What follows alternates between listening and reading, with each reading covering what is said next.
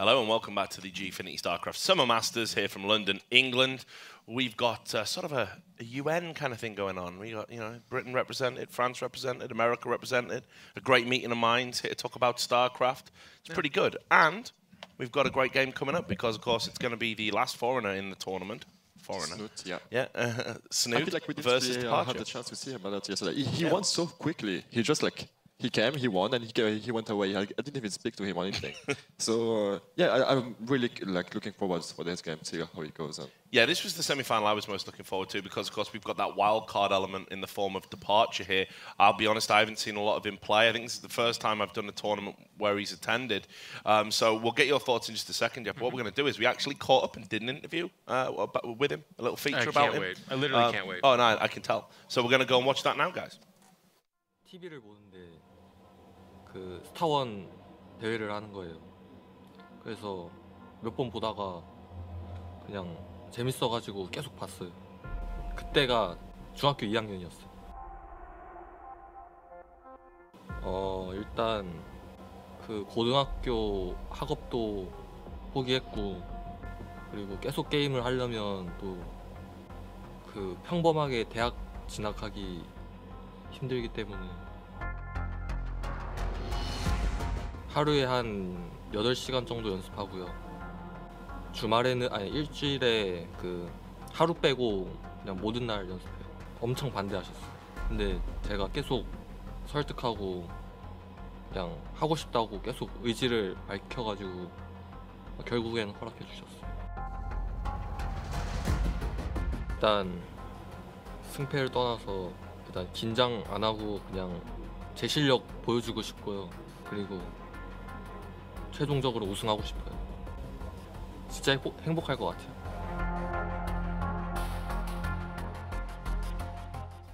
So there we go. There's the guy that, I think, as I said myself, I think this is the first tournament I've done where he's been in attendance. Not somebody I knew a great deal about. And he's had a very good run. And he's going to be coming up against, a very good player in the form of Snute. Now, just a quick question. Is it worth maybe mentioning, he has played a lot of foreigners in this tournament in particular. He seems to have dodged a lot of the top Koreans. Could that have contributed to his run here, or is that being a bit too harsh and dismissive? I think because of this tournament, we had both a qualification process, I believe, and also an invite process. Like the guys that he went through, yeah, they're foreigners, but it's still Bunny and Marine Lord. Yeah. And to be honest, it's not like it used to be where the Koreans were so much better than the foreigners that it's a bit of a joke. It's at this day and age, the foreigner scene has a cadre of players that we can put into a tournament and they will beat 1 to 3 Koreans. I mean, Snute's a good example of this. If he loses to Snute, do we look at Departure and go, oh, wow, you lost to a foreigner? No, because that's Snute. It's pretty okay for Snute to beat absolutely anyone. I mean, like the casters were talking about, he just got done beating Rain and Classic, two of the absolute best Protoss players on planet Earth. So this is a very long-winded way of saying, no, I don't think so. Had he beat, I'd say there's like one foreigner in the tournament that maybe you'd consider a softer path. Jaedong treaded over that one a little bit and then promptly exited the tournament. Stefano, just some thoughts. I mean, these guys have never played each other, so we don't even have any head-to-head stats. So Snute's entering into unknown territory as well as Departure here. It's hard to say. Snute's ZVZ, you know about it or not? I know about it. Yeah, you help me a bit. Help my brother out now. Snute is a man after your own heart in the sense that he's always been pretty fond of roaches in ZVZ. And he's just... I mean, do you see him as being tricky, backstabbing and stuff like that? Or more like straightforward, like he plays his style and see what happens? I think what's pretty good about Snute is you would... from what I've seen of his ZVZ, you would not call him necessarily... Like, he's not a Jaedong that's really aggressive and taking big gambles. But at the same time, you wouldn't paint Snute in the corner of being like... you're not like every game's gonna be 45 minutes of him defending and then eventually winning. Like he'll mix it up a little bit, but if you were to describe him, I think he is a little bit more on the macro mechanic oriented side where like he would like to just get it up into the mid game and win there, I believe. And what about Departure? One of the things that we've got to say is perhaps he's maybe a little bit underprepared. He had a run of Terrans yesterday. So, yeah. And the one good thing we can sort of say is we did see him learn through those matchups. We did see him kind of evolve his style. He started out very poorly against Bunny and was able to get better as the tournament progressed. But of course, this is a completely different prospect. So, I feel like that's a little bit more of Departure not knowing who he's playing against in the sense that like Bunny and Marine Lord both tried out the mech style, which is really common. It's not like Departure hasn't faced that, but it's both strong in the meta right now, but also not necessarily what all the Terrans are doing. And it's, I don't know, I think he got caught a little bit off guard there. But I mean, I really liked that interview segment where they did it actually kind of, it should yank at your heartstrings a little bit. He's like, my family wanted me to stop. I kept going. I convinced them to let me do this. I practiced 6 days a week, 8 hours at minimum. Like, those are the legendary hours and work ethic you hear about from mostly the Korean players, and here he is. And a point worth making, there is this huge myth in the Western scene as well that, like, being an esports professional in Korea is like, oh, it's totally accepted out there. Trust me, if you were to say to a Korean parent, your kid's going to be a professional gamer, they don't punch the air and like, oh, awesome, they're playing Starcraft for a living. No. A lot of these guys do have to go through some very sort of significant cultural restraints, and they make sacrifices to be as good as they do. Oh, absolutely. So, worth pointing out. But I think we should probably steer into the realm of predictions. Take us there, Captain. I shall. We shall negotiate the choppy waters of dead air and go into predictions. I'll start with Stefano. I think you should think try it out one time at least. What, me try Yeah. prediction? Yeah. Dude, I barely know the names of the units. Take some risks. Take a risk. Okay, well, I think we can see there on your screen, you can see that Departure doesn't have a great record against Zerg, and that's because of his macro style. So far, so The good. macro So far, so good. Yeah. Excellent. Awesome. Yeah. So I think he'll probably struggle in this matchup, and I would have to favour Snute. And on that note, I am out. Stefano. I want Snute to win, and I think he deserves to win in a way. Why is that? In a way. In a way, I feel like he, compared to the other foreigners, he's the one who deserves it the most because he's the one who puts the most effort into it. Is he the closest to a Stefano? No, that you've the ever complete seen? opposite. I Stefano never said put I in was very hardworking. little effort. Yeah. And yeah, Snute, I really want it to happen. Okay, well, Same Jeff, for you you. can tell us You're about voting your with your heart, then. I predictions can while we appreciate that. look at the veto. And again, it's looking a bit similar here in this semi-final. There's some maps that obviously people are trying to avoid. But again, how do these maps affect this potential matchup here? I mean, it's easy. It's a mirror matchup, so for the most part, you're not looking at anything too extreme. But of the extremes, Moonlight Madness and Dash and Terminal are probably two of the more zany maps, and they're the two maps we actually have not seen a single time in this tournament. I can say that with confidence. There were some games played off camera, so maybe in those they showed up, but on this main stage, we have not seen those maps. Otherwise, gold bases are a pretty big deal, of course. We talk a lot about that in all the matchups, but in ZVZ in particular, you'll see some Zerg players take that as their natural or their third, and that is a catalyst for action for the other guy, because the other guy, more often than not, doesn't take the gold as their third, or natural even, and then they have to be like it's all about that gold base. You obviously, if you're both working with the same tools, you can't just be like, well, he'll mine much more efficiently than me, and I'm sure I'll find another way to win. Like, it's a huge deal. So a few of these maps do have them in there, and that'll be kind of a point of interest. But starting off again with Coda, and then going to Cactus Valley, which is, again, the big 4-player map. We saw True and Jaedong. That game got weird pretty quick. Yeah. Because it's a 4-player map and scouting is unreliable, we saw 10 pools. Whether or not Snute and Departure are going to do that here, I don't know. I don't think so. Snute would like to not do that, I imagine.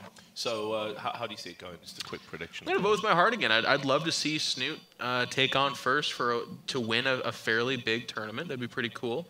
$5,000, nothing to sneeze at. And more importantly than that, I want us all to win.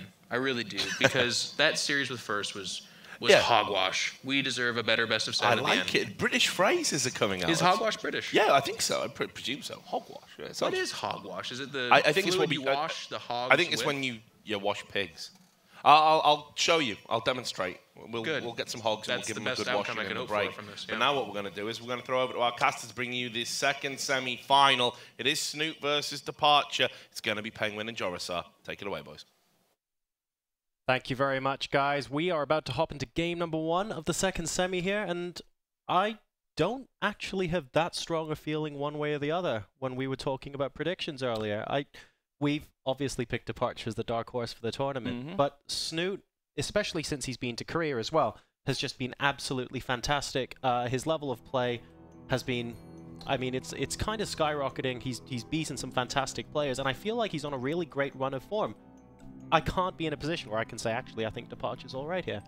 Well, we are going to take a look at the maps here on our screen, get to take a little bit of a look at what they actually look like. But speaking a little bit more about the two players, I do feel like Departure has what it takes to beat Snute. Sure. It's very difficult to call how this is going to go because Departure, we talk about his recent results. He's beaten Hero, he's beaten Flash, but no Zerg names are in there, and we haven't really seen him play many Zergs. And the same is kind of true for Snute. Like, he took out Serral very convincingly 3-0 in Challenger and WCS, but that's also the only... We haven't seen him against any of the top-tier Korean Zergs, like he recently took out Rain in Classic, but we haven't seen him play a Zerg on the same level. So this is going to be really interesting to see how this goes, and we are loading into our first map here. Yeah, I feel like no matter what happens, we either have the Korean foreigner dynamic in the finals, or we have the almost underdog game with Departure in there.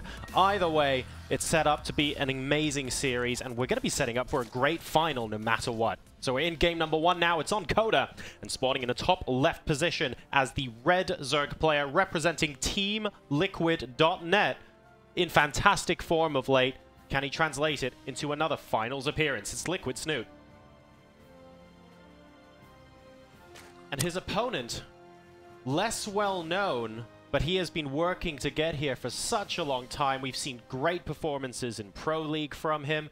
He has yet to translate it into a really big sort of on-stage win in a longer tournament format. And as he said yesterday to us in the interview, he wants to use Gfinity as a springboard to do just that. Representing MVP, it's Departure. And you briefly mentioned that interview that he did with you yesterday, and something that I think is very important to note is that he's been around forever. And you keep hearing us say Departure's been around forever, but I guarantee you that the majority of the people watching have no clue who he is. A lot of people who tune in, they think, oh, this is a new Korean. He's not. He's been around forever, but he has never had success. He's only played in 2 tournaments, this one being the second one.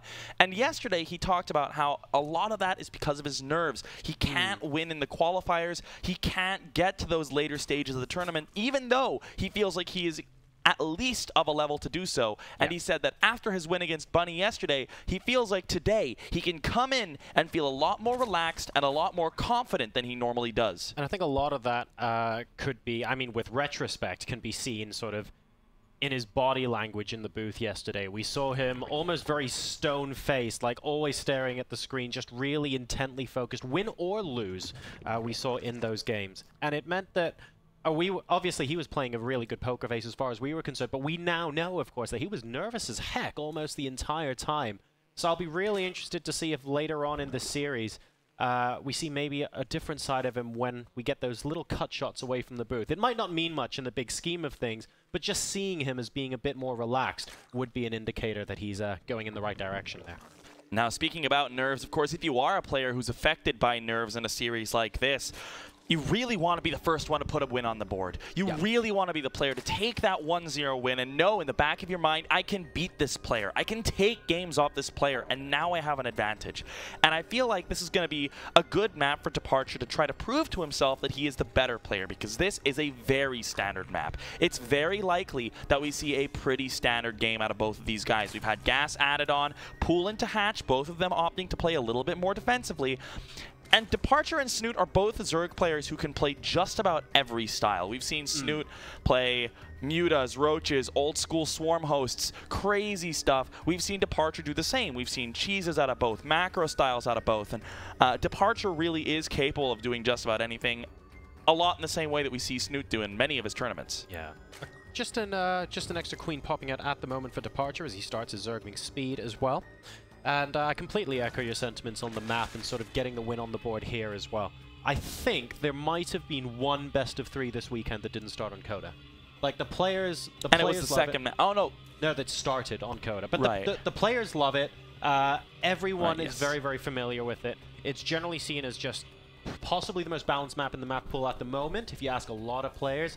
And this is definitely the one people want to be going on first. And it looks like Snute. Oh, man. Well, he's going to be the aggressor first, isn't he? perhaps. Very often when we see the Baneling Nest in the main base, it's because they don't necessarily want it to be scouted. Otherwise, if you're just going to go defensive Baneling Nest, you can use it to kind of create a nook for the Queen to hide in case of aggression. But what we see out of Departure is a skipped Zergling speed. This is to get a faster lair out for him, a faster bit of tech. This could well be a 2-base Mutalisk play. And if Snute decides to go for many, many Lings, a lot of Banelings, this will be extremely difficult for Departure to hold. But with additional Queens coming up for Snute, it looks like this is just defensive. He cancels the Baneling Nest, and I have to say that I kind of like Departure's position here already. So Snute scouting the gases inside the main base. Sees the second gas isn't taken there with his Lings, opting to cancel his Baneling Nest now, and he's going straight into, I think, just the one evolution chamber, and we also have the lair on the way for him too. So when you actually head into a base and only scout that one gas in the main, I mean, Snute already saw the natural expansion. What's going through your head that cancels the aggression and moves this way for Snute? Well, he wasn't going aggression. He was going for the defensive Baneling Nest there, as we could tell by the additional Queens being produced. And in seeing the early lair, he knows that lair is so early. He knows it wasn't a hatch first, so it's not a hatch gas pool opening. So based on that process of elimination, he can tell that with the lair coming up this early, that's almost definitely not a Speedling build, especially given that he doesn't have any, he hasn't seen any Speedlings. And we know from the observer's perspective that Departure did not research speed. He's opted for that faster lair. He's getting the faster roach speed. +1 attack is around evenly timed, and this means that if Departure can make an attack with that roach speed, there is a chance that he can try to take advantage of that and try to translate that into at least an advantage, if not a win. So both players right now able to comfortably take their third bases. No real pressure coming out just yet. Like you mentioned, we've got roaches from both sides, so we're going to see a little bit of a gob-off later on in this particular game. Departure with the faster initial roaches as well, because of course Snute came in ever so slightly later, but he is getting more roaches at the expense of workers. That's an interesting discrepancy at the moment. It's 7 right now. It feels like he's gone for another half round. This is essentially, it's not a fake third, but he is cutting all production or all saturation of that third base in order to maximize the roach numbers. He'll drone up behind it, but he wants to hit at a timing where he has speed, his opponent does not, and he has a couple more roaches. And with that, if he can force Snute back into the natural, he can pick off the third, or if he realizes that he has enough roaches, enough of an advantage, he can even try to push in and win the game. That's really, really tight timing there. Glider Reconstitution is complete now for Departure. The attack begins. Snute needs to buy time. He's got 10 seconds left and another 15 until his upgrades are complete as well. And you know what? Once those upgrades come in, actually, I feel like with defensive advantage here, he's got the Queens too. Snute should be able to hold this back. And that means that he will, well, at least initially, will have had more workers. But Departure, you can see him pulling back a little bit there. He also had one more round of drones behind this. So Departure didn't quite fancy his chances. And Snute didn't over-drone his third base like we sometimes see players do. He didn't go up to 60 drones there. He just went up to 51. So he cuts worker production as well, slightly later to make sure that he does have enough roaches to hold. Departure, I feel like had he realized that the timing was there, he could have tried to take a fight, not push on in, but take a fight until Snute's upgrade finished, pull back, and potentially traded well with the roaches. Yeah. However, at this point, he's not in a bad spot. He's down in workers, but his +2 is faster, and he is up in supply for now. And I think the next opportunity is going to come when his +2 finishes. It's also so difficult to work out when that upgrade is going to finish as well. You can see that you have roaches with speed and that your opponent doesn't, but it's very difficult to gauge exactly how many seconds you've got until that happens. So if Departure looks at Snute's arm and he goes, well, hang on a second, Snute's willing to engage here, he can imply, perhaps, that the upgrades are about to complete. Again, very, very difficult to make a kind of on-the-fly call like that. Now, this is going to be very interesting because Departure is pulling ahead in that +2 attack, which means he's going to have a window where he's +2 against +1. However, if he misses this window, Snute has a second evolution chamber with +1 Carapace coming in. Now, +1 Carapace is nowhere near as important an upgrade as +2 attack. However, once that finishes, he will have the Carapace advantage. And now, Departure really needs to try to make something happen with the +2 attack. He needs to get something done. It's not that close to finished yet, though. He's posturing a bit aggressively, and this might be just a bit early. He's got more roaches than Snute at the moment, but neither side, like you say, are close to having their upgrades done right now. Departure going absolutely all into this army, and he's surrounded on all sides right now. The concave from Snute is just exceptional. Departure continuing to move units back through, and Well, he's still got 3 seconds left until the +2 comes in. He will have the upgrade, but his army's about 2/3 the strength it was a couple seconds ago. And the upgrade may be enough for Departure to push through here. I feel like if he'd waited just a couple seconds, this would have been a definite opportunity for him to push through, but he is trying.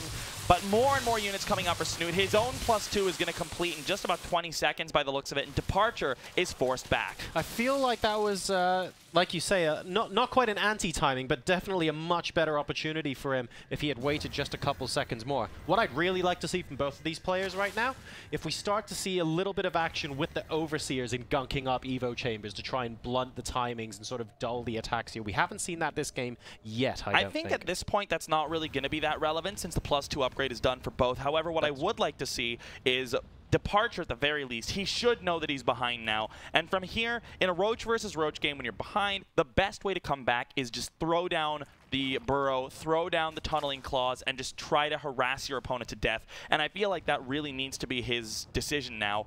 He's only down by 6 workers, but the thing is also in that Carapace upgrade. And the fact that Snute, he's getting a defensive position, he feels comfortable enough to go into Hydralisks before his opponent.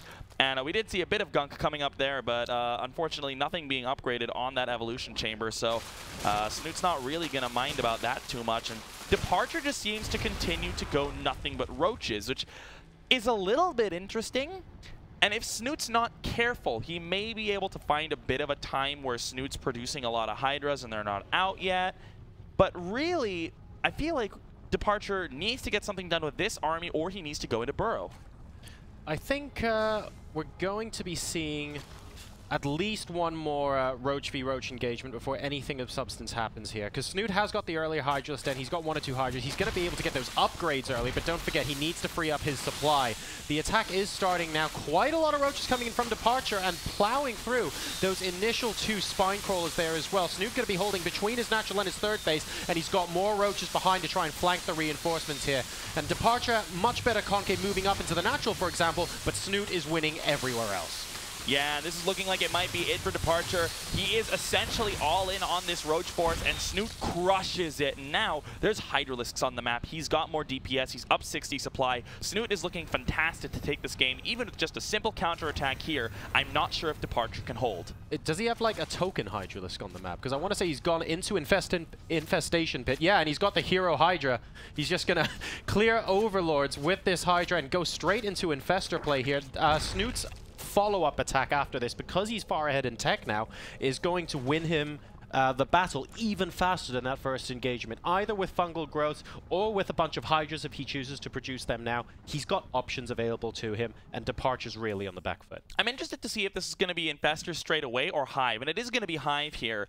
I think we'll probably see 4 or 5 Infestors coming out, because the great late game thing you can do if you're ahead is you can go into Infestors and Vipers, and if you can land some Fungal Blinding Clouds, you will stomp the opponent's army. Yeah, there's still no indication of anything but Roaches in Departure's side of the world, I don't think. And Snute is getting to the point now where he's going to overpop himself. He's up to 209 supply, so he's really getting ready for a big push out, all while continuing to get further and further ahead in tech. He's going to have the level 2 ground carapace done now for his Roaches too, and this next engagement, I can't see this going that well for Departure. He needs, like, the position of his life, and even then, I'm not sure.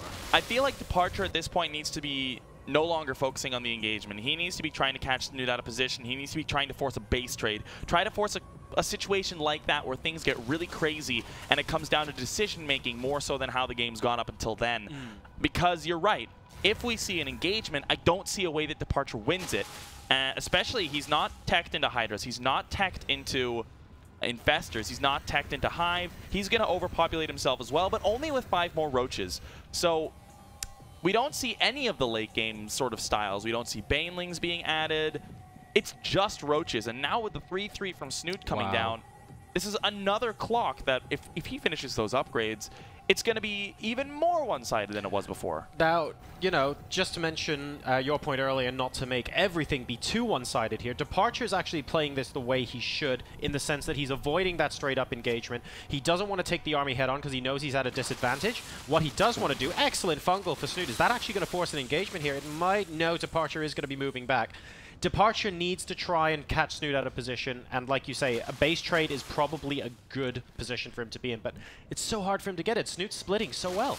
Yeah, and Snute has less roaches here, but it doesn't really matter because he's got the +2 carapace. He's even got the tunneling claws, which increases the amount of health regenerated while burrowed extensively. So from here, even if Snute starts to lose a little bit in one of the battles, he can burrow for a while, then pop back up. This is a really good fight for Departure, but this fight in the third is just getting demolished. And once Snute finishes clearing up the roaches in the third, he can just pop on down to the natural, deal with these roaches, and he's not even going to need to. Already being forced away. Nice focus fire on these roaches. We have Departure focusing down the drones, killing off 11 drones, which makes him have an 11 worker lead, but he's down an army supply. Yeah, the worrying thing is he's got that 11 worker lead, but actually Snute's just remaxing completely on roaches right now. Pathogen Glands upgrade is coming, so what Departure really has done is he's helped Snute's army get bigger.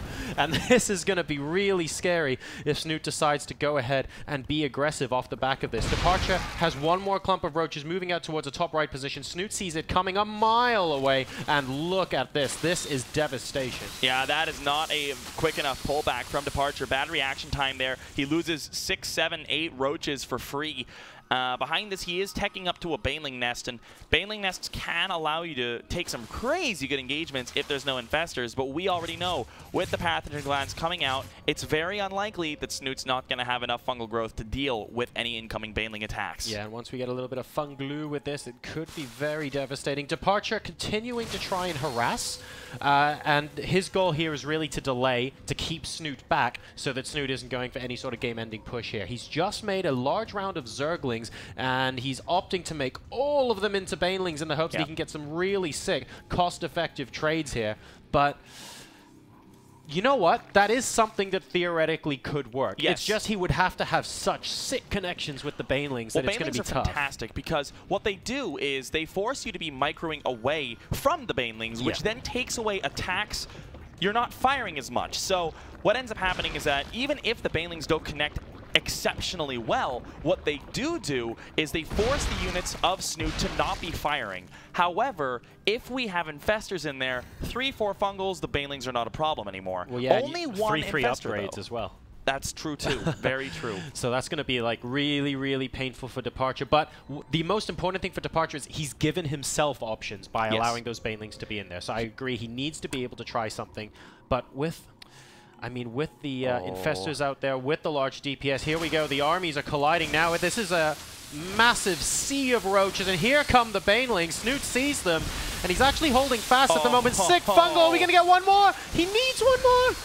And, oh my god, he doesn't get it. So many Banelings on next to no health. Gets some pretty nice connections on the roaches, but Snute is very close to his own base, don't forget, and 41 more are on the way. That was a disaster for Snute. He only had the one infestor. He gets a second fungal on a lot of the roaches, which is nice damage. It's going to delay this a little bit. Departure, though, trying to find some damage. The reinforcing roaches for Snute will spawn now, and with those 3 upgrades, he should still have enough to push this back. Yeah, that's right. The concave actually is getting better for Snute now as well, and Departure, despite those really good Baneling hits, is going to have to pull back. He hasn't lost everything. He's back up to 183 supply, and he's got a lot more reinforcements out the middle of the map, but Snute might be feeling this is the part where he can start moving in and really trying to crush base. And look at this. That worker deficit is just an army supply advantage, and even with that, he's now 30 supply ahead. Yeah, and he's only 30 supply ahead, but he's still got a giant bank to max out all the way to 200. GG's going to be called. Snute takes a solid game number 1.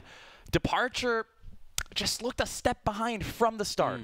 I think from the point where we started to see those +2 upgrades come into play, Departure always looked like he wanted to continue making more roaches, continue maxing out, and try and either overwhelm Snute while he's focusing on his upgrades, or catch the Team Liquid Zerg out of position. Neither of those two things happened. It was pure and simple, and when that doesn't work, yeah, sure, you'll have opportunities to do it later in the game, but until that point, you are getting further behind with the upgrades, with the army positioning, and Snute never gave Departure a chance, for example, to pick off a hatchery or do any of the funky stuff that might have gotten him back in. And I feel like Departure as well, he stayed stuck on just the pure roach composition for a long time. He waited a very long time to go into Banelings. He never got Hydras. He never got Infestors.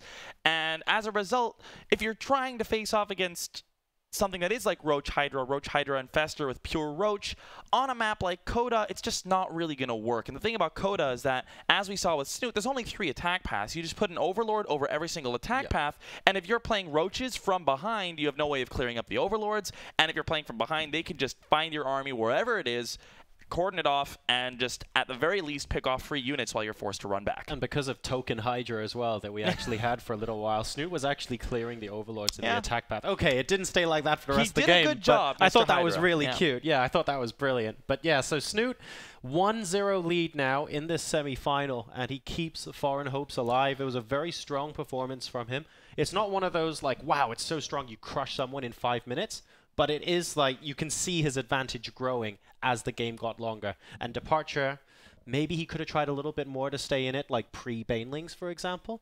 But everything he did just didn't work. Now, we're getting into Cactus Valley in our second map, and this can often be a bit of a crazy map. 4-player maps are generally considered the stranger ones because you don't necessarily scout where your opponent is straight away. You can do things like 10-pool speedling, 14-14. Like 13-13 all-ins even, just to try to get a little bit faster on that speedlings. And as a result, a lot of the Korean games on these maps look strange. We got to see Jaedong True, right? Yes. Yeah. And that was a game where True went for a 10-pull Baneling on this map, and it worked to devastating effect. So, Snute's also a guy who can unpack a couple of strange strategies, but I feel like after a game like that, he's going to be confident to sit back and be the defensive man, whereas Departure might feel like he needs to get a little bit done on the aggressive. Well, let's make things a little bit more unpredictable here, right? Snute just came back from training in Korea. He'll have played a lot of games on Cactus Valley where he would have seen things like 10-pull Baneling. It's true. I think that makes him more likely to pull something out of the bag now than, say, the Snute of a couple months ago. Absolutely, but I also feel like being the player that just won the defensive solid game, you generally feel like you're going to be good going into the next game. Yeah, Cactus Valley, if you don't get one base all in, it's got a very narrow choke to the natural. It's very easy to defend the kind of attacks that we saw Departure go for on Coda. Now, what are we looking at when we check out the map sort of towards the end of this best of 5 as well? We've got Terraform in the middle there. Is that going to be very similar to Coda in the way it plays out? Are we going to see some crazy strategies moving into the latter stages here? Well, Coda, one of the things I mentioned about Coda is that there's just those 3 paths for the Overlords to watch, and Terraform, you can just run everywhere. It's so difficult to have Overlords watching everything. Terraform, the last 3 maps could well be very crazy. We've got Terraform coming up third. It's got a gold base on it. We've got some rocks on it. You can see some really crazy things happen on that map in ZVZ. Following that up, we've got Bridgehead, which we all know is a crazy map. It's not necessarily as crazy as a Dash and Terminal or a Moonlight Madness, but of the maps in the map pool, probably the craziest. And then we have another 4-player map to follow it up as our ace map, Iron Fortress. And Iron Fortress, of course, we've seen a fair amount in this tournament, but we are definitely going to see... oh, no, we might not see Bridgehead. Depends on if it's depends on if we get to the 4th map. No, so I guess we'll find out momentarily. Snute is back from his break, and we're going to be hopping into game number 2 on Cactus Valley very shortly indeed. Now, Departure is the person in the position where he's got something to prove, right? Like you say, Snute has just played a solid defensive game. He was continuing to get more ahead. Artosis was watching that game, squealing with joy. You could hear him in the back of your mind. And yeah, things were looking really on the up for him. So I feel like it's in Departure's court to possibly mix something up here. Absolutely, and we are loading into Cactus Valley right now.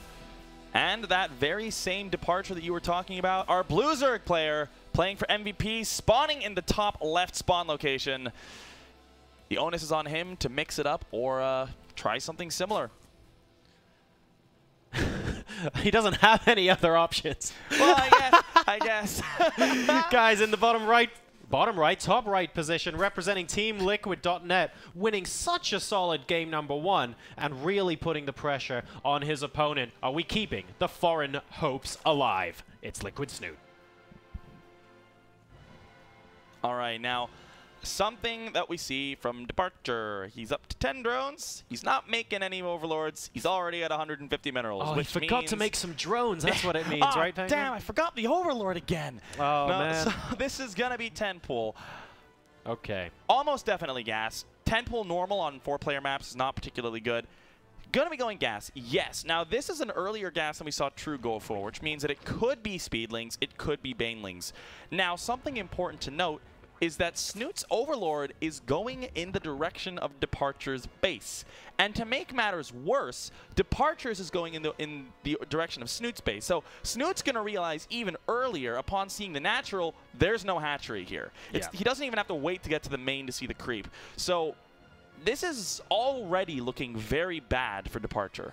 This is, yeah, this is very tricky with those spawn locations, like you say. To illustrate that example, guys, Snute has put his natural hatchery down, and he has also just seen there is no natural for Departure as well. Now, if they were in the opposite spawn locations, the Overlord from Departure would have to fly so much further to confirm whether or not there's a hatchery at the natural. So that's going to be pretty pleasing. Snute kind of knows what he's playing against now, and the Overlord will continue towards the main base to confirm that the attack is incoming. The firstlings pass now. However, we also saw Snute go up to 16 drones before throwing down the spawning pool, and we see a bit late, yeah. Yeah, we see people like TLO say, I can hold 10 pull Baneling with hatch first 9 times out of 10. But the reason he can do that is because he likes to play 15 hatchery, 14 pool. 16 pool is so much later. This could still definitely work for Departure.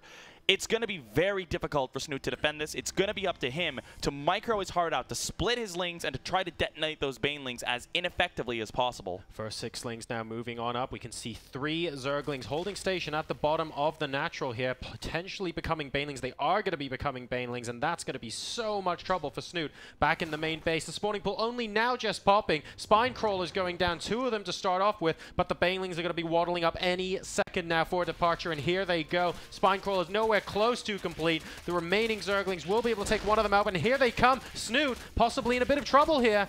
He's splitting really well, though, to begin with, but is that going to be enough? You really don't want to go for the Banelings on the drones here. Departure is playing this so perfectly. You want the Lings to kill the drones and the Banelings to kill the Lings. Really nice play here from Departure so far. He kills off the spines, prevents that win condition from happening, and now he catches half the drones at the natural. Yep, that's... I think that's just game. Like you say, it's easy potentially to hold that 10 pull as long as you know that it's coming. But with that 16 pull as well, that was rough. And Departure here, giving a bit of a smile. It's already gone by the time the camera pans over to him. You can see the remnants of this. Yeah. Oh my! Whoa! It's like, wow, that worked, huh? He's like, oh, don't need to feel that nervous. That was no, all right. like this is one of those games where you know what you're doing. You know the build that you're doing. Yeah. And you know that it's probably not going to work because they scouted it. And then it works, and you just feel like, ah, that was cool. I think Snute's going to be okay with that, though, because I think he knows, if I didn't go for that later pool, probably I had great chances to hold it there. So he doesn't really look flustered by that at all. And that evens the series out very, very quickly at 1-0. What I think it does do is it lifts a massive psychological pressure off of Departure. Because you were mentioning how if you're the player that suffers from nerves, you want to be able to go in there and win map 1. Departure didn't win map 1. So it's really nice for him to get back on the board and kind of shake off the cobwebs there. And he's going to be very, very pleased with that. Yeah, if you go down 2-0 and you're a player that gets nervous, you can essentially say goodbye to your tournament hopes and dreams. And, you know, Departure, I mentioned this before, he can play a solid macro game. He hasn't shown it yet. He's done 2 all-ins. The first one is kind of a semi-all-in, but the second game about as all-in as you can get. And I would love to see him just play a greedy, standard-as-hell map here and to see if Snute goes for a pool first, see if Snute goes for a bit safer of a build, because he knows that Departure can and is more than willing to just throw a cheese in his direction. I think that's entirely possible here. We're going on to Terraform. It's going to be like a map that the players are vaguely comfortable with as well. So we'll see what ends up happening, because in the top left position, we're already in the game, losing out in game number 2 to a very, very fast 10-pool Baneling. Representing Team Liquid.net, it's Snute. That's, you know what? He doesn't look nervous at all. Very chilled out. He's sort of darting his eyes back. I think he knows already what he's going to be playing, and he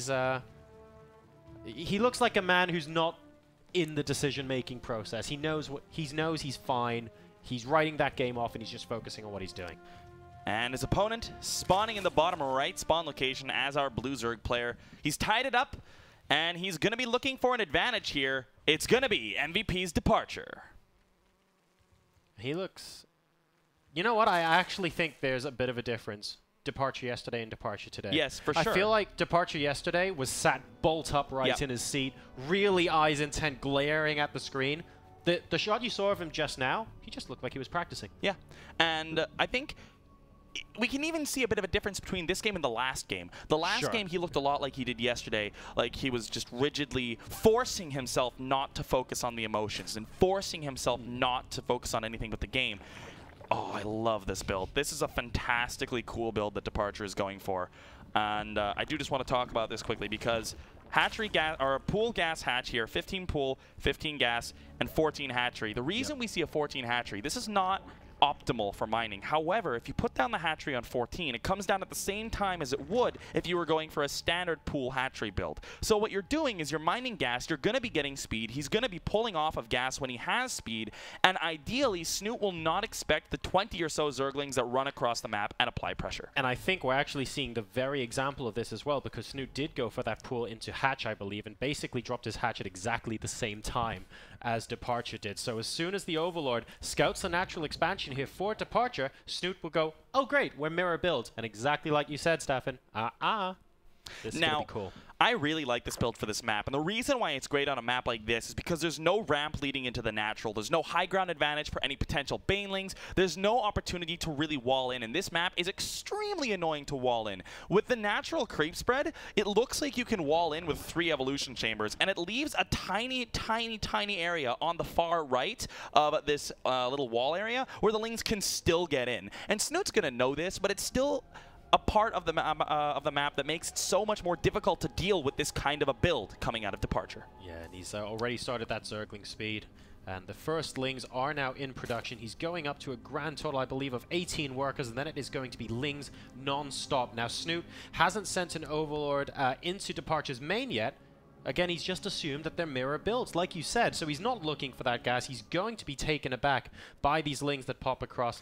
A lot will depend on whether this queen can avoid letting those Zerglings into the main base. It looks like they will get in, which is really nice for Snute. I personally like to put a couple lings on the wall on the ramp. Yeah, I thought he might do that. However, like even if you do that, it does kind of tell the opponent like, oh, you're trying to hide something.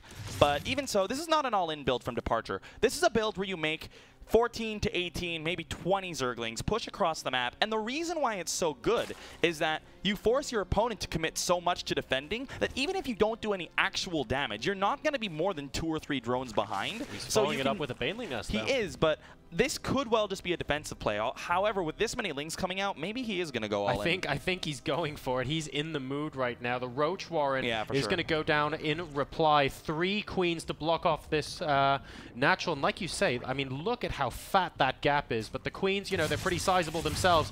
And they are moving in now, trying to prevent those lings from getting in. Does he have a transfuse available on that front queen? He does not. But they're still holding strong. Is that second one going to... I think it is going to go down. We need another Evo chamber to block this off. That remaining queen, though, I mean, talk about toughest job on Earth. I think Snute may have also expected that it wasn't going to be an all-in version of this build because it's just not very popular. We have lings running on in. We've got no banelings coming up just yet, but more and more lings coming across. These lings from Snute look scary, but they're slow. They can be run around, and there's no queens on the map for Snute. Departure can just make as many lings as he pleases, and he may be over to overwhelm. If you're able to kill off those queens, guys, in the early game, the longer you attack, the greater your advantage becomes. You're going to have that larva advantage. Snute is trying to get some queens back on the board, but Departure's going to be able to reinforce and reinforce. He's not droning up back home. He's making nothing but lings. But Snute does a great job to close off the wall, actually. And if he bides enough time out of this, he might still be able to hold it. But that is a big if. The last baneling goes down as well. That's something he wanted to get into, be able to deal with the Zerglings. However, queens aren't out yet. There's no speed on the way for Snute. A couple of roaches aren't going to be that great against Zerglings in low numbers like this. Another baneling's coming on in, but nothing else as far as banelings goes. And More and more Lings coming across the map. I almost feel like Departure could drone up here, but he wants to make sure that he can close out the game right here, right now. He is absolutely not stopping. He's gone full July Zerg here, and he still 22 more Lings flowing across the map. He's saying, great, you have queens. Cool, you have a bunch of roaches. Well, guess what? I'm just never going to let this stop. Departure is ahead in workers now, 24-20. Now, oh, very nice. Picking off the drone that was going to make that last Evo chamber as well, trying to prevent it from going down. Oh, no! Amazing micro from Departure, selecting 2 Zerglings to pick off that drone and delay that wall going down as well. And I think that might let the subsequent group of Lings in. And if that gets in, that's it. Yeah, this is now the point where Departure has decided I can drone up behind this and be fine, and he really can. There's only 1 queen out for Snute. He gets the wall in again, but that's not going to stand for too long. Even when the roaches come back down to deal with this, there's only 1 or 2 of them. He doesn't have enough damage. He'll get the roach yeah, for he it, will. and then it's going to be really, really delayed. I mean, it's 23-37 workers. These speedlings are going straight into the main base. He's like, yeah, I could fight you and try and trade and kill off the queens again, but I'm going to wait for the easy targets. There's just 1 queen in the main. And Snute just needs to focus on continuing the wall off. This is such a difficult position for him to be in. It really is, and the Lings are just going to continue running circles around the remaining units, really delaying Snute, picking off a couple units here or there. If he gets this queen, that would be disastrous for Snute, but I don't think he has enough Lings. And at this point, he's done attacking, but there's a lair on the way up, there's an Evo on the way up, there's a Roach Warren on the way up, which also keep in mind, there is no more Roach Warren for Snute. So Snute's basically sitting on the tech of let's make slow Lings and drones. Yeah, so these these remaining Lings for Departure right now are going to try and poke and prod if they get an opportunity, but with the Roaches, slow Lings, and the Queen sort of coming out here, he doesn't really have another option to go in and kill loads of workers. So he needs to start droning up behind this. He has started to do that. And he's getting his own Roach Warren as well, so that's fantastic news for him. And I mean, a really, really cool thing that we see Departure doing, he's made a couple extra Lings here just to maintain map control, to make sure that Snute doesn't do something like go for a super greedy third to try to get back into the game. And if he leaves an opening like this, he could try to get in, but he's not going to opt for it. There are enough units for Snute to be able to keep Departure out, but Departure, he's in such a great position. His Roach speed's ahead, his +1 is ahead, his Roach count's ahead, his workers are ahead. He's essentially ahead in every single way. He's and then he can sort of proceed from this point onwards to do something similar to what Snute did in game number 1. Spot that early advantage. That's going to be a force cancel guaranteed. Grab his early advantage. Get ahead in bases. He's getting his 3rd base up after canceling the one of Snute. Making sure his upgrades are ahead as well, and then moving on later into the game. Yes, those first attacks were devastating, but it's going to start snowballing as long as Departure plays his cards right here. It really is, and we're going to see another attempted cancel on the 3rd. I think with a couple Roaches there's no way for Departure to kill that off, and he agrees. Now, this is kind of cute. These Lings are going to be useless as the game goes on, so Snute said to himself, I'm going to try to get something done. Maybe if the 3rd is late, I can cancel it. Maybe if the 3rd is done, I can kill 1 or 2 drones. Maybe a queen if I'm really lucky, because really, those are dead supply. He's not going to do anything with slow Lings. He's not going to research speed for just 10 Lings or so. Yeah, so just trying to get something done. I like this decision, but the timing is so bad that it's finished, so it has a ton of health on it, and it's just finished, so there's not actually any mining going on Yeah, yet. and look at this. We've got more than 1 Roach per Zergling coming up here to say absolutely not. We do not want you taking down this hatchery. It'll be fine. And Departure's actually in the natural. Oh, and hello. He's getting the queen, and a lot of drones could go down. Good hold position micro, but the Lings get through. They're into the main. They can go after the queen up here as well, except for one problem. There is no queen up there. No, there isn't. He hasn't remade it. This looks like, I mean, this isn't quite a nail in the coffin right now, but getting these Lings in again after they did such devastating damage the first time, and he sees the Roaches as well, that really is going to be a GG, and Departure from a position 2-1 down, sorry, 1-0 down even, moves ahead in the series. And you've got to feel great after that. That's essentially Departure's build going exactly as planned. And that always feels good, because you're not winning because you're the better macro player with better mechanics there, but at the same time, you're winning because you picked a smart build and the build worked. And that's always a great feeling as well, especially if you pre-plan a BO5. I'm not sure if he does this, but some players, they like to plan out what they're going to do on every single map before they go into the series. So I kind of want to say that if you're playing against, especially because Departure has so much Pro League experience, you can kind of see, oh, it's this map, I'm playing against this race. I kind of want to have these sort of things available in my back pocket to use against Snute here. Wouldn't surprise me if he did something like that, and it does mean we're going to go ahead and see Bridgehead here. So pretty excited to check out this map, because we really haven't seen too much best use of it so far in this tournament. So the cool thing about Bridgehead is that you can see some crazy things on it. It's not like ZVP or ZVT, but we are going to see a great game on this no matter what. Even macro is not It's not boring. like sort of Moonlight Madness kind of. No. But at the that same would be time, cool. oh, it would. But we still see really cool long macro games, and we'll talk about that when we get back. But right now, we're going to kick it to a short break, and we'll be back with game number 4 of the second semifinal. Don't go.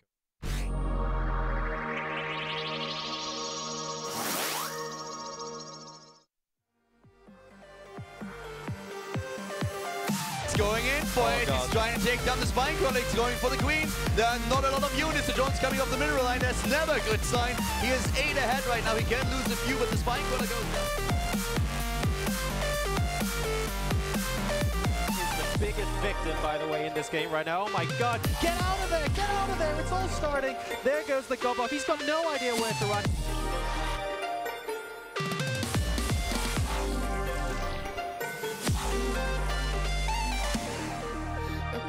Chains that you pull away. I feel the fear when you look at me.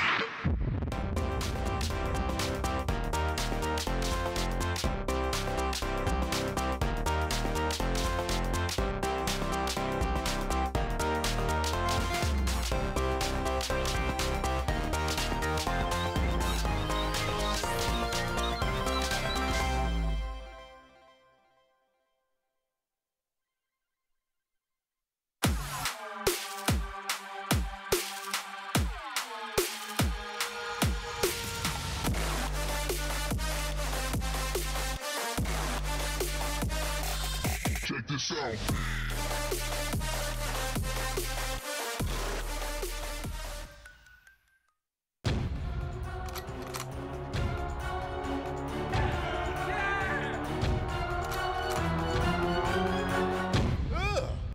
You wanna rub my boner?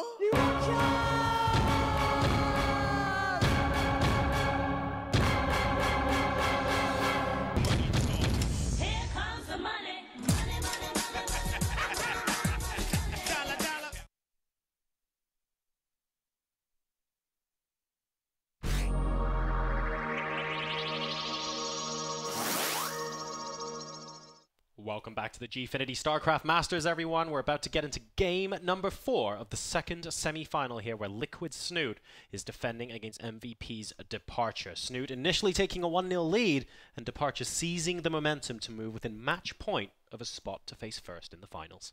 Yeah, he's really played an intelligent series, and we're going to switch over to the maps quickly just to see what we're looking at. So we can look at Bridgehead again. Yeah, so we can look at Bridgehead, yeah.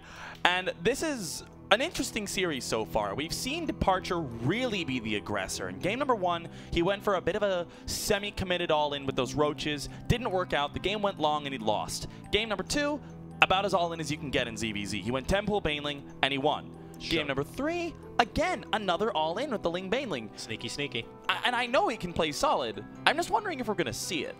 Well, I wonder also if Departure very straight up just believes that in a long, solid game, yes, he might be able to beat Snute, but maybe Snute's just a really, really good competitor there, and he wants to be able to catch Snute out with the early game stuff. Yeah. That's totally legit as well, and for that reason, and also because we're on Bridgehead right now, it maybe wouldn't even surprise me if we actually saw more shenanigans to come up, because Iron Fortress is the last map. It's not map number 4. If we had Iron Fortress now, maybe I'd be leaning a little bit more towards the macro games, but I do wonder if we're going to see something get switched up again on this map.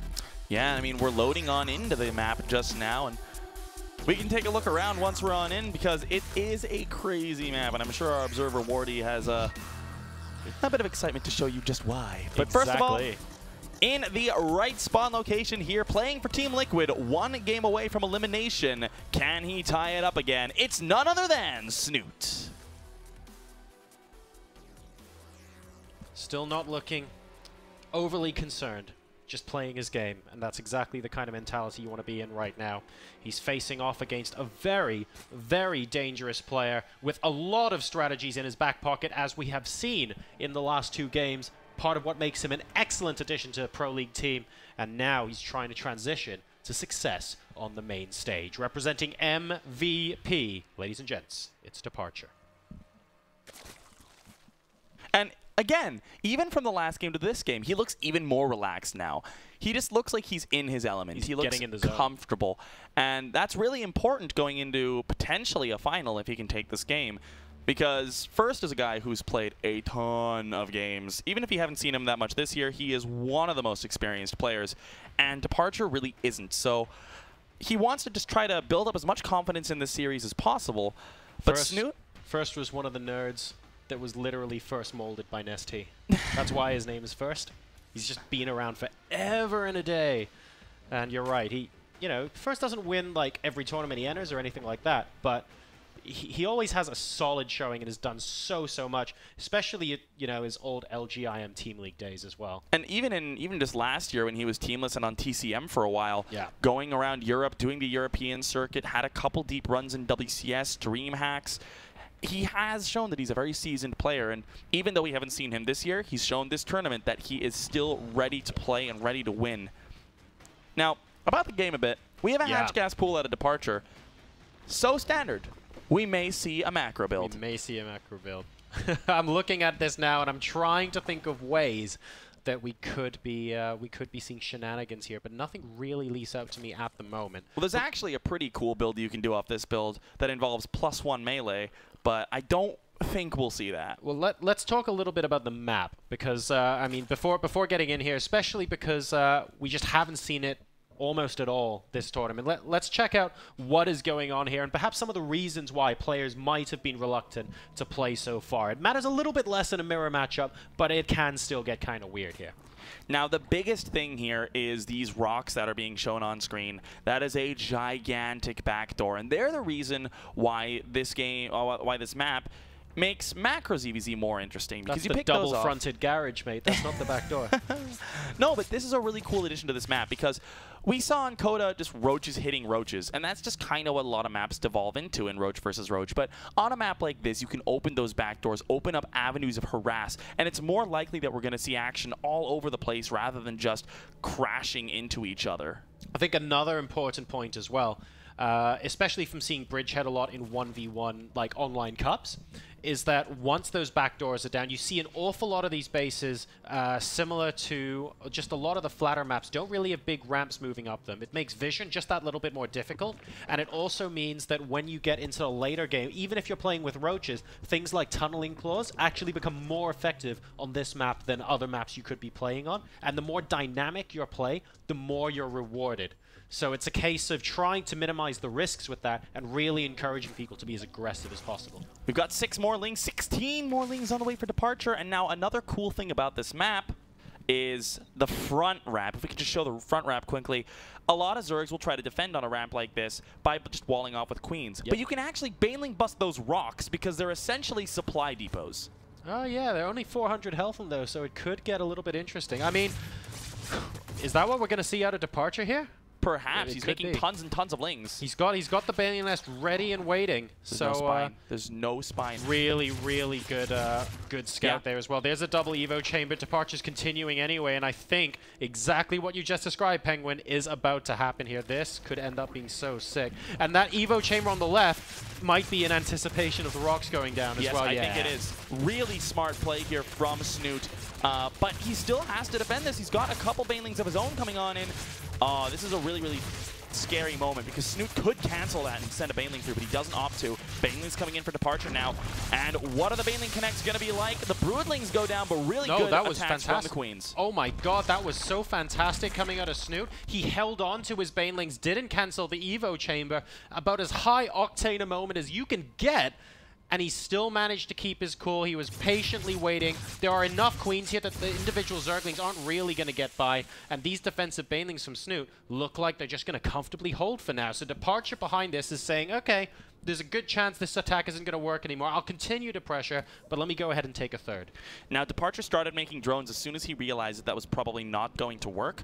So he's not out of this just yet by any means. He's ahead in workers. He's ahead in the lair timing.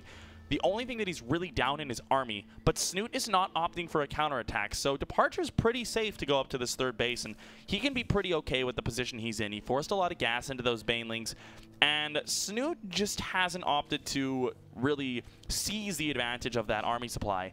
We've got +1 Carapace coming in for Snute, +1 range for Departure. Yeah, and Snute now moving out to make sure that another attack isn't imminent. You can see the worker supply is more or less even. Don't forget, for Departure to launch that attack, he had to use some of his larva in the first place, right? And Snute does have that slight edge in army supply at the moment, and is really down to Snute now to see if he can...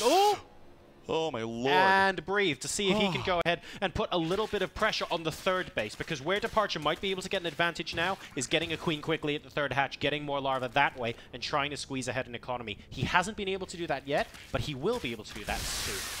All right, a couple of Banelings going down in the middle of the map. Better trade for Departure. However, we still have Snute moving across with a couple Banelings and more Lings coming to join up. Carapace is still a long way away. Oh, that's unfortunate for Snute. He had those Banelings on attack move, loses both of them to individual Zerglings, and a bit of a sloppy mistake there, but gonna lose another one. He tries to get this one. Big hit for Departure, though. Departure is trading far better in this Ling Bane Wars phase of the game. Yeah, this just really, really blunts Snute's attack right now, and what Snute has remaining, he basically can't break through it, and that's why the Banelings got cancelled there. You could see on screen, and Snute is going to have to go back and consolidate. So he's getting his third up as well. I mean, he's a little bit behind in terms of workers. You can see it's now 45 to 50. So just a little behind, nothing that's devastating or anything like that, but he is just going to have to consolidate and think about his tech now. Yeah, and I mean, we have a great supply lead coming in for Departure now. He's up by 20. We have the Roach speed first for him. We don't actually have Roaches for Snute, I'm pretty sure. I think it's just Lings. So we have a Roach Warren, but he hasn't opted to go into them yet. This is really interesting. I don't know what he's going to do with these Lings. And a couple of Lings running on by for Departure, just do a bit of scouting, maybe pick off a couple of drones. They will be able to, which is a little bit nice. But I don't really know what Snute's going to be doing with these Lings. They're not really going to be able to do much, I feel. Yeah, he's thinking about doing something at the third base, but he doesn't know that all the Roaches are there as well, so that's just going to be really frustrating. And here we go. Moves in, sees Roaches, moves out. So that's not going to be possible at all. And Snute now going into Roaches of his own, but like you said, I mean, Departure's upgrades are just a lot faster than Snute's at this point. I don't understand what Snute was doing here. I thought for a second he might be going Mutas because he went up to 6 gas. It would have been extremely late Mutas, but it would have made a little more sense, I think, than what we're seeing, because he's so far behind in Roach supply, in Roach tech, and the upgrades. He's trying to launch a counterattack. It's not working. We have this attack coming in for Departure.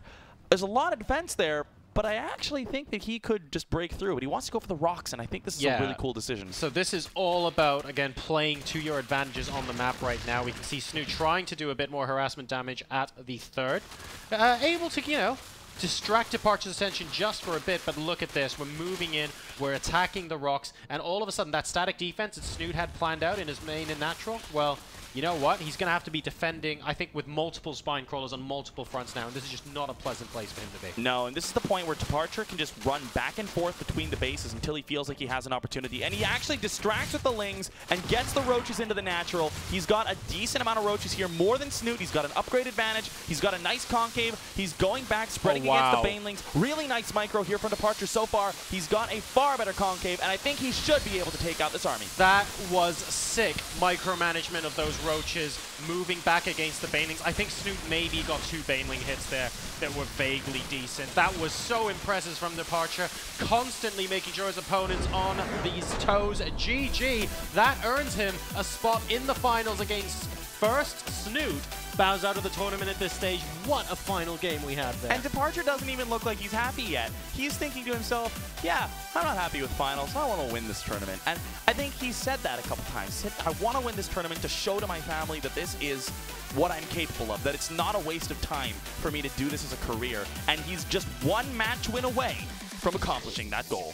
Wow, and Snute, of course, as we know, has played phenomenally of late, but he does bow out at the semi-final stage here in a ZVZ. I mean, commiserations to him. He's had a fantastic tournament. It does mean, of course, that we now know the identity of both finalists, and it is going to be a ZVP. Yeah, we avoid the ever so likely ZVZ finals that I think some people expected, but we actually have a ZVP coming up, and first showed us really aggressive Protoss, Departure showed us really aggressive Zerg. This is going to be so cool. We have two really aggressive guys going up against each other in a different matchup. Yep. I'm really interested to see how Departure decides to play this. And remember, he did recently take CJ Hero out in Pro League. He did. And that last game as well was a good example of how when you're actually playing on the maps that, you know, we might not necessarily see as often, there are these kind of strategies that are more open to you, that players will maybe have less practice time against as well, that you're able to utilize in your favor. And because the finals are best of 7, I believe we're just going to see everything. Yeah, as long as it goes all 7 games. Of course, yeah. Please, Jorisar, pray with me to the gods that we get some Moonlight Madness and Dash and Terminal. That's all I've wanted. We can hope, guys. We can absolutely hope. All tournaments. We'll see. I mean, I'm not entirely certain the pro players will agree with that. But to talk about that in a little more detail, we're going to hand you back to the analyst desk. Guys, we have our finalists. We certainly do, and there's going to be a lot of disappointed Snute fans and a lot of people who sort of backed the great foreign hope. But there is a great story emerging here in the form of Departure, of course, who has done incredibly well to sort of, you know, make it to the finals here with a just, again, a stellar performance there. Yeah, he started off the tournament with a disappointing showing against Bunny, actually, and everyone was kind of like, oh, okay, you know, that's what we expected. Bunny is one of the best foreigners, and who is Departure? But from there, it's been a nice kind of rocket up to the top. All of a sudden, he took care of business, got the revenge against Bunny, and here he is now as well with this nice CVZ. He tripped up against Snute earlier on. It was looking like Snute was up to his old ways again, just kind of outplaying some of these really strong Korean players. But then things got a little bit more creative and tricky and cheesy. And Departure seems to be quite at home there in winning out and then just kind of unsettling Snute. Like in that last game, Snute sets up a big stack defense on a map that's very well known for having its back door. And I mean, he was doing that to survive, of course, but he was pretty much dead from the very beginning, it felt like.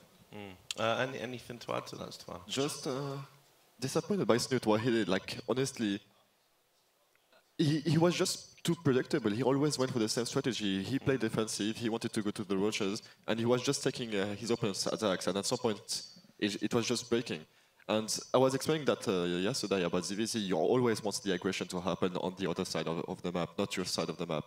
And Snute never made that happen. He was just waiting for it, and you can't play like that in ZVZ. So. Is there not something to be said though for sort of having, you know, confidence in your style? Like, you know, he did come in with a plan that the casters I can were understand talking you do about. that one time, but doing that 4 times in a row and you see the same result, at some point you know you have to mix it up. Like when you open a series, it's fine to just see how it goes. You go for it, you do the strategy, and if you see your opponent is not predictable, you have to be like him. You can't be the one who's just playing what you were playing, and that's like you have your strategy and you just keep following it. You have to be a bit like Departure. Like, even as an observer, when I look him at playing, it's so confusing. Because he's attacking when he shouldn't be attacking. He's making Zerglings, and I see him against like a wall and Evos and everything, and he sees make it work. And yeah, I think, yeah, that's it. Do you notice anything you could have done differently? Snute, I'm talking about, of course. I mean, you know, in hindsight, you see things a lot clearer. And of course, I think if you had Snute here, he too would say that there's a lot of mistakes that he made. I don't think he would sit by and be like, no. I played perfectly, and it just didn't go my way. Like, we again saw the 10-pool Baneling strategy, which I thought was really interesting. And again, True made it look terrible. His defense of it was brilliant, but then Jaedong and both Snute tripped up and took some pretty big Baneling hits. And it's interesting because TLO, you know, it's been said several times here, TLO's kind of famously quoted this time for saying he can hold it off 9 times out of 10 or something like that. There's actually a lot of Zergs that feel that way. I've talked every time I see it happen in tournaments, a lot of Zergs are just like, yeah, this is not a very good build. Yet at this tournament, we've seen it in 3 of the ZVZs, which is kind of interesting. So I don't know. I don't think I would be too. I think Snute is a very cerebral, very intelligent player, and he knows his style and stuff like that. And Stefano saying he didn't play correctly, I think that's something Stefano can do as another expert Zerg player. For me, I just kind of look at it from a map-to-map basis and just say, it did seem like Departure was the guy that had the overall best-of-5 game plan, whereas Snute kind of went in with more of like a stylistic, I'm going to absorb your aggression and then go back at you. And that has won Snute in the past against very good Zergs, but against this extremely aggressive Departure who, Doesn't know Snute from anybody else. It seemed to be ineffective this time around. Well, we'll definitely come back to it. We'll go over to the interview now. We've been hearing a lot from Departure over the course of the weekend because he keeps winning, and James Banks is with him once more. Thank you, Richard. Yes, we keep seeing this man over and over again. He's done it, made it all the way to the finals, and now, obviously, it's your first event here in Europe. Did you know much about Snute? Were you prepared for him? 스누트가 상대였었는데 좀 스누트 선수에 대해서 아는 게 있었나요? 이제 워낙 유럽 해외 대회에서는 안 나오셨었잖아요. 그래도 제가 그 스누테 선수의 경기는 대부분 챙겨보기 때문에 그러니까 스타일을 제가 잘 알아서 좀 맞춤식으로 해서 잘 풀린 것 같아요. I actually watched a lot of games of Snute because I watch the tournaments, and so I knew him pretty well from his playstyle, and I tried to focus on countering it. Now, let's focus on the first game. Obviously, Snute was just staying ahead throughout that game. What was Departure's reason for that? Why did he fall behind? What kind of happened? Let him talk us through that game, please. 첫 번째 게임에선 그런데 이제 지게 되셨는데 그때는 뭐가 잘못됐었나요?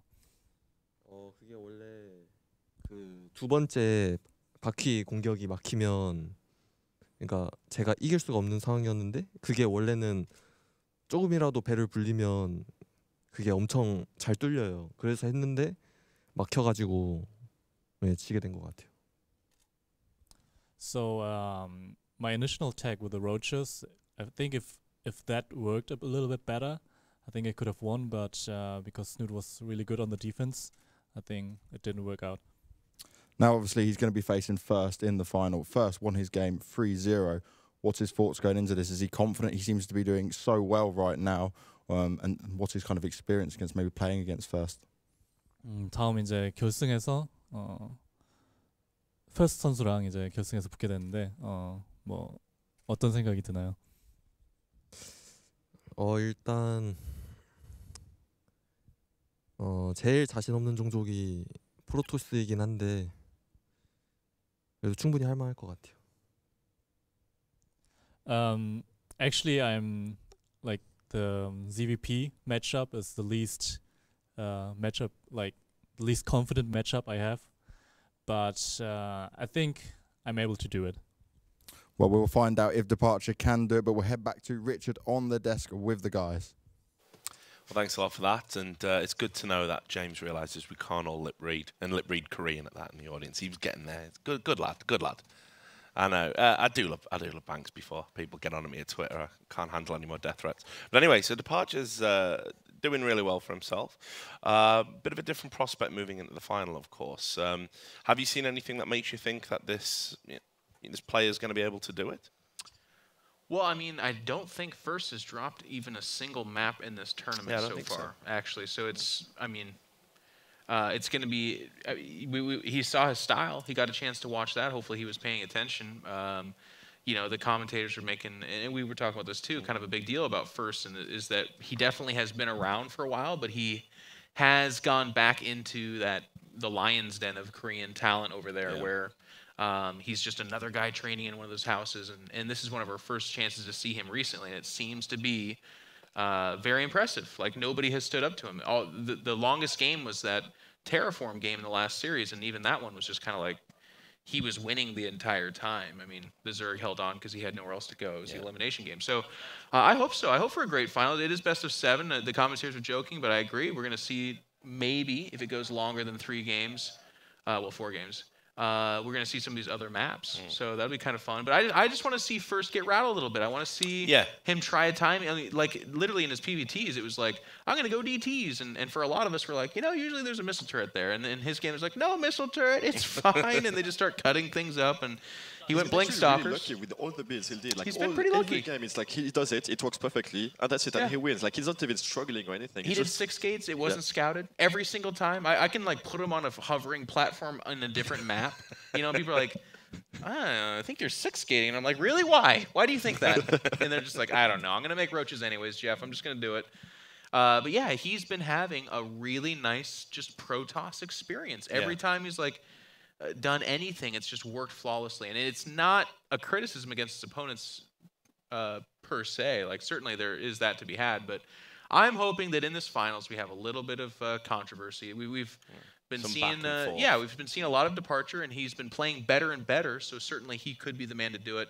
Part of the kind of funny thing, in one of the tournaments don't like this, but in Starcraft this will happen. Sometimes a guy just catches fire and literally just makes the tournament kind of stupid. Like first could go like, DTs a couple of times, blink a couple of times. There's some force fields there. He's like, good job. Can I have my money? The flight, you heard me. No, that was true actually. But he's like, I'm really stressed about making this flight. I got to get to sleep, okay? Yeah. And we're like, yeah, thank you. No, well, Gfinity. now you're at the tournament. There you go. Yeah, it happens. But the other time, the reason it's such a beautiful and great game too is though sometimes you have those epic best of sevens where it's like, give me more of that for 5 days straight. So, hoping for that one. I'll bring the bracket up while we just keep talking about it, just to give everyone a sort of visual point of reference for everything that's happened. And indeed, we said it was going to be potentially a quick day. We got off to super fast speed, first versus True, 3-0 there, 2 first. And then in the other semi-final, Snute only taking a game against Departure. I thought when Departure picked up 1, I thought, okay, Snute's going to kick up a gear here. It never happened. So first versus Departure, an all-Korean final. Snute going out there. And as you said, best of 7. But the way First has been playing, this could still be a blowout. I mean, that's the problem. So it's all about what Departure's going to do. Do you have any thoughts about this, Stefan? You've always got thoughts. I always do. What's really interesting now is we're gonna see for the first time the 2 maps I can't even know the names because we never played them. Moonlight Madness, yeah, and Dash and Terminal. That's when finals get interesting because you're playing maps you're not used to play. It's not maps you're really good in. So usually it's like more trying to be tricky, finding something which works really well for the map. Not really playing standard, and it's gonna be fun, I think. But only maybe, because if it doesn't go past 4 games, those 2 maps are gonna be at the bottom of the 7 map. It's true, it's true. But I have hope. Let's say. Me too. I mean, me too. Yeah. Okay. Well. First. Well, we'll save all the good stuff. Although you'll never guess what someone said about you, Stefan, on Team Liquid. A good thing or a bad thing? No. They said he's been a bit lackluster this tournament. like a little bit relaxed. Laxed. Yeah, lax. Yeah. Like too chill. Yeah, too chill. Yeah. I know, it's unreal. That anyone would say that about you. Is it a problem? Maybe it's just a different style. I'm trying stuff. Mate, no? I'm gonna... Don't maybe, mate. I've got an account. I'll have an account. No, I'm on your side. I'm going to tell that guy what for in the break. Yeah. That's what we're going to do. We're now going to take an extended break. It's going to be about 15 minutes. Give us time to get on the forums and flame a few people. And then when we come back, we're going to have the grand final here at the Gfinity Starcraft Summer Masters. So we'll see you then.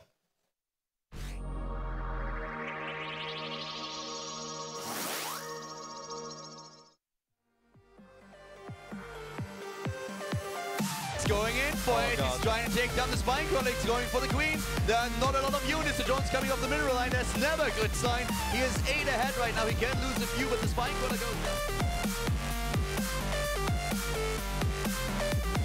The biggest victim, by the way, in this game right now. Oh my god, get out of there, get out of there, it's all starting. There goes the Gobuff, he's got no idea where to run.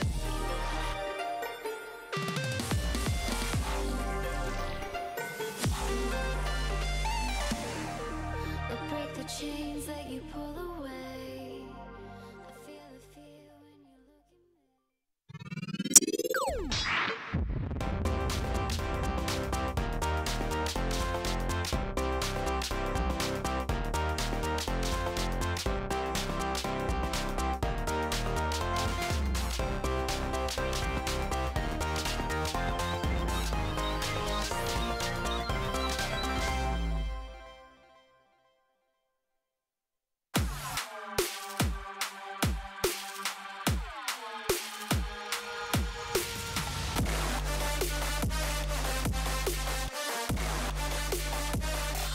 Check this out.